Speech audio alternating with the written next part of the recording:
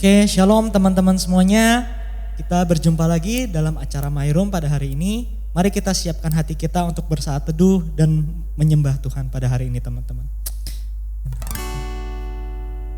Engkau baik di dalam kehidupan kami ya Tuhan. Haleluya. Terima kasih Tuhan. Engkau baik Tuhan.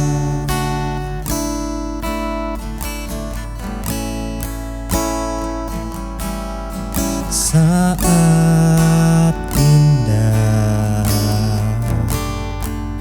ku berhadapan denganmu,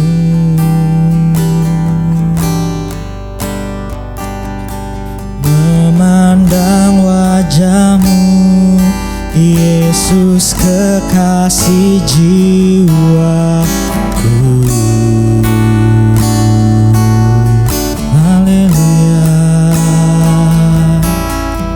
Bawa daku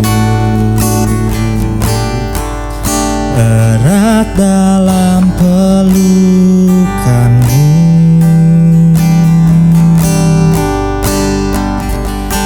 menikmati kasih dan indahnya hadiratmu.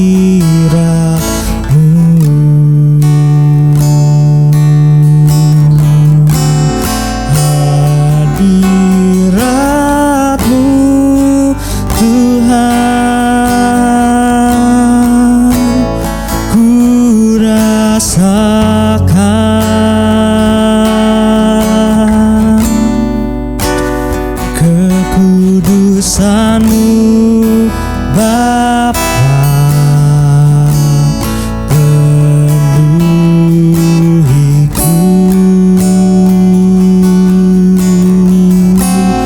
ku rindu selalu diam dalam baitmu, menikmati kasih anugerahmu. Kami rasakan hadiratmu pada hari ini Tuhan. Saat indah ku berhadapan denganmu,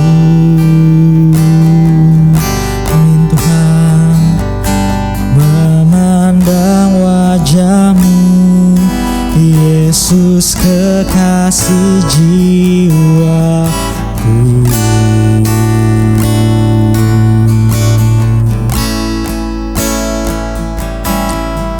Bawa daku erat dalam pelukanmu,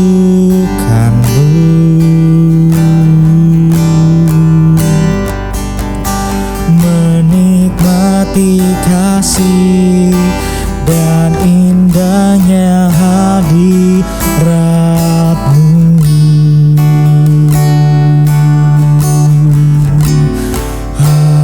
Hadiratmu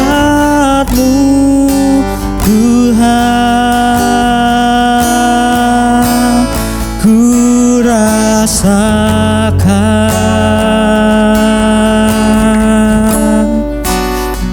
kekudusanmu Bapa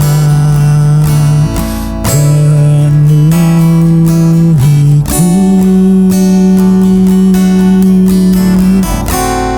ku rindu selalu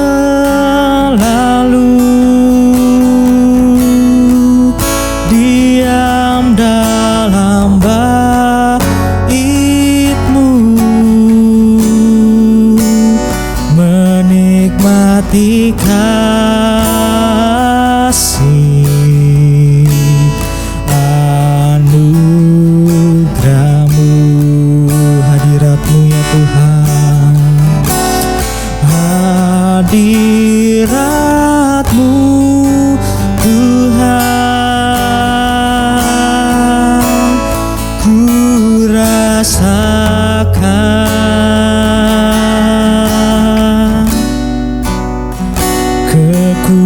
kekudusan-Mu Bapa, penuhiku.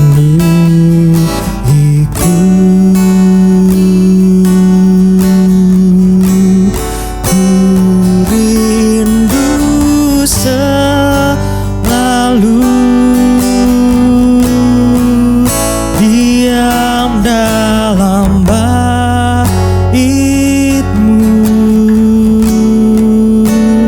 menikmati kasih anugerah-Mu, hadirat-Mu, hadirat-Mu Tuhan. Ku rasakan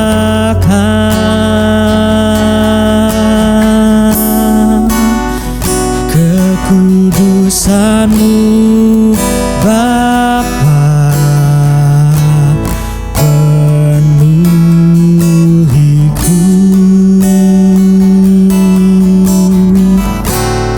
Ku rindu selalu diam dalam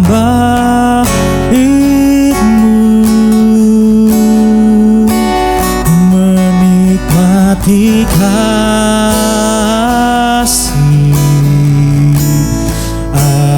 anugerah-Mu. Mari sembah Dia, Engkau baik Tuhan. Oh, kami mengagungkan Engkau, kami bersyukur buat kebaikan-Mu Tuhan. Engkau layak ditinggikan, layak disembah. Haleluya Tuhan. Kuyaralaba yaralaba yasiki yaralama yaralaba. Bertahtalah di tempat ini Tuhan. Kami bersyukur kepadamu Yesus. Engkau baik Tuhan. Haleluya. Tiada yang seperti-Mu. Rukiyaralaba yaralaba yasiki yaralama yaralabo. Yaralaba yaralaba yaralaba yasiki yaralama yaralaba yasyanda. Haleluya. Engkau lawat kami Tuhan pada hari ini. Kuyaralaba yaralaba yasiki yaralaba yaralama yasyanda yaralabo. Kuyaralama yaralaba yasiki yaralama yaralaba yaralaba. Engkau dahsyat Tuhan. Haleluya. Kuyaralaba yaralama yaralaba yaralaba yasiki yaralama yaralaba yasyanda. Oh yaralama yaralama yasyanda yaralama yaralama yasi yaralaba. Kuyaralama yaralaba yaralaba yaralaba yasiki yaralama yaralaba. Haleluya. Engkau dahsyat Tuhan. Kami agungkan nama-Mu. Tiada yang seperti-Mu. Engkau mulia, Engkau ajaib. Haleluya. Kuyaralama yaralaba yasiki yaralama yaralaba yasyanda. Ina yaralama yaralaba yaralaba yasiki yaralama yaralaba. Ina yaralaba yaralaba yaralaba yaralaba yasiki yaralama yaralaba yasyanda. Engkau baik Tuhan. Haleluya. Kami bersyukur Tuhan. Haleluya. Terima kasih Yesus Tuhan. Hadirat-Mu Tuhan. Ku rasakan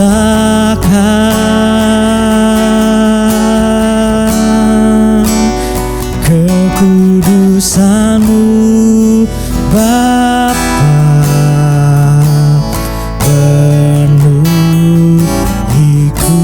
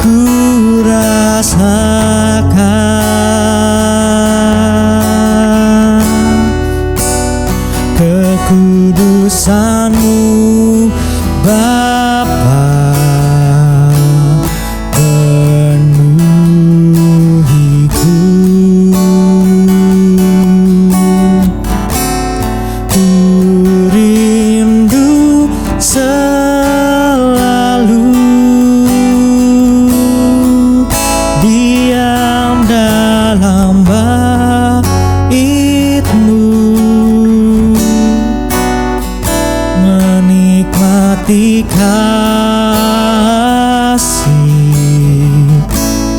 anugerahmu, menikmati kasih-Mu, menikmati kasih anugerahmu,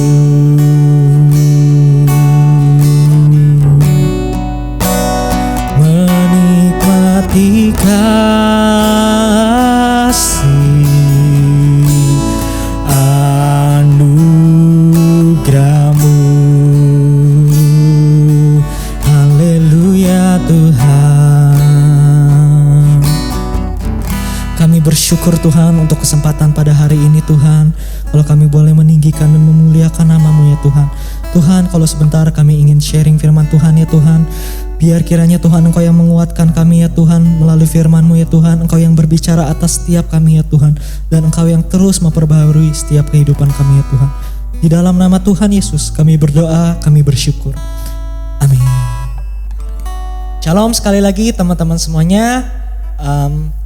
Kita bersyukur ya teman-teman kalau kita boleh memiliki sebuah platform yang mendukung kita untuk bersaat teduh gitu ya teman-teman. Melalui My Room ini kita boleh diajar gitu teman-teman dan dibantu dalam pujian-pujian dan mungkin sharing firman Tuhan yang dapat menjadi rema dalam kehidupan kita dan membantu pertumbuhan kerohanian kita gitu teman-teman. Berbicara mengenai pertumbuhan rohani sendiri teman-teman, pada hari ini aku ingin membawakan sharing tentang kehidupan rohani kita yang bertumbuh ya teman-teman. Mungkin dari kita semua udah sering banget dengar mengenai sharing ataupun firman mengenai pertumbuhan rohani itu sendiri teman-teman. Apalagi di masa-masa pandemi kayak gini yang orang seolah-olah gampang banget diombang-ambingkan dengan keadaan sekarang. Tetapi teman-teman, aku mau ajak kita semua untuk mengulik kembali gitu ya tentang pentingnya kehidupan rohani bagi kehidupan kita teman-teman. Berapa banyak dari kita di masa-masa sekarang ini yang seolah-olah kita telah menyepelekan kehidupan rohani kita, sehingga hubungan kita dengan Tuhan itu bukan lagi menjadi fokus utama bagi perjalanan kerohanian kita. Mungkin di masa-masa sebelum pandemi gitu ya kita sangat on fire gitu teman-teman. Wah, semua kegiatan kerohanian kita ikutin. Tetapi waktu pandemi ini seolah-olah kita gairahnya itu tiba-tiba hilang gitu aja teman-teman. Gak ada lagi semangat untuk melayani Tuhan, semangat lagi untuk membangun kehidupan kita dengan Tuhan. Oleh karena itu aku mau ajak kita semua coba cek kondisi kehidupan spiritualitas kita teman-teman. Apakah akhir-akhir ini kita berada di dalam pertumbuhan kerohanian yang baik gitu ya, atau sebaliknya? Mari aku ajak kita semua untuk belajar lagi dan boleh mengerti kenapa kita itu harus terus hidup di dalam kehidupan pertumbuhan rohani yang baik, yang bertumbuh teman-teman. Karena seiring bertambahnya usia kita, seharusnya kehidupan rohani kita juga harus semakin dewasa teman-teman. Oleh karena itu aku mau ajak kita semua, kita buka dari Roma 1 ayat 16 sampai 17 ya teman-teman. Roma 1 ayat 16 sampai 17. Sebab aku mempunyai keyakinan yang kokoh dalam Injil, karena Injil adalah kekuatan Allah yang menyelamatkan setiap orang percaya. Pertama-tama orang Yahudi, tetapi juga orang Yunani. Sebab di dalamnya nyata kebenaran Allah yang bertolak dari iman dan memimpin kepada iman, seperti ada tertulis, orang benar akan hidup oleh iman. Nah, jadi aku mau ajak teman-teman semua untuk memiliki sudut pandang yang tepat untuk memahami tentang kehidupan rohani kita, teman-teman. Mungkin dari kalimat terakhir dari ayat ke-17 tadi boleh sama-sama kita highlight. Orang benar akan hidup dari iman. Berapa banyak dari kita yang melupakan poin penting ini dalam kehidupan kita akhir-akhir ini? Seringkali sebagai orang percaya kita ditenggelamkan oleh kesibukan kita sehingga kita melupakan fokus dan kebutuhan spiritualitas kita, teman-teman. Sehingga kita lupa bahwa kita sebagai orang-orang Kristen gitu ya, kita melupakan fokus utama kita dalam iman kita, yaitu terus untuk bertumbuh dalam Tuhan. Dan kita sendiri sebetulnya dalam firman Tuhan kita dituntut untuk memiliki pertumbuhan kerohanian yang dewasa, teman-teman. Jadi apakah kita sebagai anak-anak Tuhan gitu ya, kita terus mengalami proses kedewasaan seperti yang Tuhan mau? Kalau kita lihat di ayat 17 tadi, teman-teman, sebab di dalamnya nyata kebenaran Allah yang bertolak dari iman dan memimpin kepada iman, seperti ada tertulis, orang benar akan hidup dari iman. Di dalamnya nyata kebenaran Allah yang bertolak dari iman dan memimpin kepada iman. Kalau kita ngelihat konteks keseluruhan dari Roma pasal 1 ini sendiri, teman-teman, itu mungkin teman-teman juga nanti boleh baca di rumah ya. Itu Tuhan memang banyak berbicara mengenai iman, teman-teman. Di pasal itu Tuhan banyak bicara kepada Rasul Paulus mengenai kekudusan dan tuntutan kepada kita sebagai orang-orang percaya untuk terus berpegang kepada firman Tuhan. Karena dari ayat ini Tuhan itu jelas banget ngomong bahwa Injil adalah kekuatan Allah yang dapat menolong dan menopang kita dalam kehidupan spiritualitas kita, teman-teman. Jadi melalui Injil ini kita dapat terus bertumbuh akan pengenalan firman Tuhan. Jadi mungkin kalau aku boleh ngasih sebuah gambaran ya teman-teman, mungkin aku mau gambarin bahwa firman Tuhan itu seperti sebuah lensa dalam kehidupan kita. Kita tahu pada dasarnya bahwa kita semua adalah orang-orang yang berdosa gitu ya, sehingga hubungan kita awalnya dengan Tuhan itu kan menjadi buram gitu teman-teman. Tapi puji Tuhan karena anugerah Allah yang telah menyelamatkan kita, maka Tuhan itu memberikan sebuah lensa baru dalam kehidupan kita sehingga kita dapat melihat keadaan kita kembali dengan jelas gitu ya teman-teman, dengan proporsi yang tepat. Keadaan itu bisa kita umpamakan dalam upaya kita untuk membangun hubungan dengan Tuhan. Karena jangan sampai hanya karena ada hal-hal sepele maka kita meninggalkan Tuhan gitu ya teman-teman, seolah-olah kita melupakan anugerah Tuhan yang besar dalam kehidupan kita gitu teman-teman. Saat kita berhenti membangun hubungan kita dengan Tuhan, kita harus mempertanyakan lagi ke dalam diri kita, apakah memang hidup kita dan fokus hati kita itu selalu tertuju kepada Tuhan. Karena kalau misalnya keakuan dalam diri kita itu masih besar, maka apa bedanya dengan sifat anak-anak kecil gitu ya teman-teman. Karena kehidupan spiritualitas yang dewasa, kita itu harus selalu bertumbuh akan pengenalan firman Tuhan. Nah, berbicara mengenai pertumbuhan rohani teman-teman, maka kalau kita mau bertumbuh kita harus memiliki kejelasan dalam hidup kita. Nah, kejelasannya itu apa sih teman-teman? Kejelasannya sendiri, kalau aku sendiri berpendapat itu kejelasannya adalah identitas kita sebagai orang-orang percaya. Karena dengan iman ini kita boleh mengalami pertumbuhan, dan dengan iman ini kita juga bisa menjalani kehidupan kerohanian kita gitu ya teman-teman.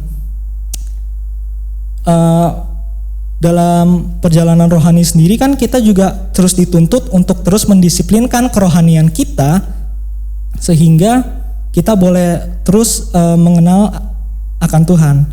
Teman-teman, sama seperti kita berusaha dalam melakukan aktivitas gitu ya, aktivitas kita sehari-hari apapun itu ya. Mungkin teman-teman ada yang hobinya olahraga misalnya, ataupun bernyanyi, main musik dan sebagainya, itu kan kita juga perlu berlatih ya teman-teman.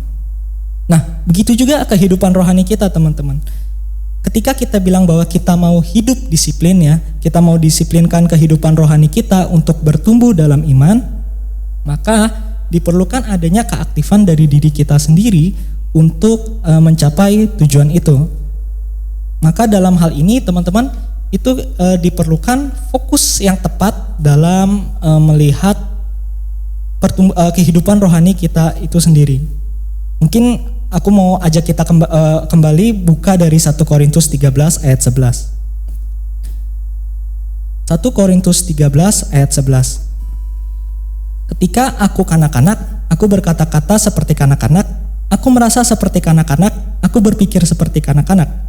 Sekarang sesudah aku menjadi dewasa, aku meninggalkan sifat kanak-kanak itu.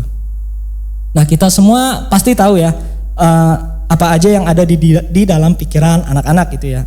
Pasti anak-anak itu pikirannya cenderung untuk bermain, dan dalam merespon sesuatu biasanya anak-anak bersifat emosional gitu ya. Segala sesuatunya akan disikapi melalui perasaan dia. Nah, tentunya kalau kita ingin dewasa secara rohani teman-teman, maka dalam menanggapi hal-hal yang berkaitan dengan kehidupan kerohanian, kita nggak boleh sama dengan anak kecil gitu ya teman-teman. Segala sesuatunya kita tanggapi dengan baperan gitu ya. Karena hal-hal yang seperti itu dapat menyebabkan kita susah untuk bertumbuh dan memahami esensi dari kehidupan rohani itu sendiri. Saat kita membangun hubungan dengan Tuhan hanya karena kita menginginkan sesuatu misalnya, maka sebetulnya kita itu telah melupakan fokus utama dari iman Kristen itu sendiri. Maka pertanyaan yang harus kita tanya ke dalam diri kita sendiri, apakah benar-benar kita selama ini tertuju kepada Tuhan karena kita bersyukur atas kebaikan Tuhan. Karena kalau kita bilang kita ingin dewasa secara rohani, maka kita harus memiliki pola pikir yang sesuai gitu dalam memahami firman Tuhan.